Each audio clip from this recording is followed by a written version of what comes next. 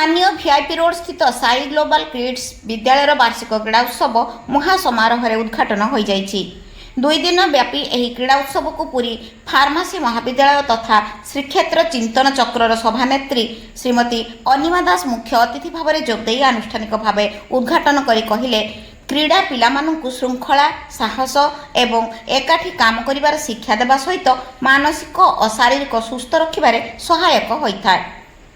ବିଦ୍ୟାଳୟର ଅଧ୍ୟକ୍ଷା ସୁଶ୍ରୀ ପ୍ରିୟଦର୍ଶିନୀ ପାଣି ଉତ୍ସବରେ ଯୋଗଦେଇ କ୍ରୀଡ଼ା କେବଳ ଏକ ଖେଳ ନୁହେଁ, ଏହା ଆମ ଜୀବନର ଏକ ଗୁରୁତ୍ୱପୂର୍ଣ୍ଣ ଅଙ୍ଗ ବୋଲି ପ୍ରକାଶ କରିଥିଲେ। କୁନି କୁନି ପିଲାମାନେ ଅତ୍ୟନ୍ତ ଆନନ୍ଦ ଓ ଆଗ୍ରହର ସହିତ ବିଭିନ୍ନ କ୍ରୀଡ଼ା ପ୍ରତିଯୋଗିତାରେ ଅଂଶଗ୍ରହଣ କରିଥିଲେ। କ୍ରୀଡ଼ା ଉତ୍ସବର ଦ୍ୱିତୀୟ ଦିବସରେ ଅଭିଭାବକମାନଙ୍କ ମଧ୍ୟରେ ବିଭିନ୍ନ କ୍ରୀଡ଼ା ପ୍ରତିଯୋଗିତା ଅନୁଷ୍ଠିତ ହେବ। ଅନୁଷ୍ଠାନର ବରିଷ୍ଠ ଶିକ୍ଷୟିତ୍ରୀ ଶ୍ରୀମତୀ ସ୍ନେହଲତା ଦାସଙ୍କ ପ୍ରତ୍ୟକ୍ଷ ତତ୍ତ୍ୱାବଧାନରେ ଶିକ୍ଷୟିତ୍ରୀ ସୋନମ ଚାଟାର୍ଜୀ, ସୁଭଦ୍ରା ପଟ୍ଟାୟତ, ଉପାସନା ଓଝା, ମମତା ମାଝୀ ଓ ନିକିତା ରୋଜାଲିନ୍ ପ୍ରମୁଖ ଏହି କ୍ରୀଡ଼ା ଉତ୍ସବର ସୁପରିଚାଳନା କରିବାର ସହଯୋଗ କରିଥିଲେ। ଶୁଭ୍ରାଂଶୁ ଶେଖର ସେଠୀଙ୍କ ରିପୋର୍ଟ, DS ଚ୍ୟାନେଲ।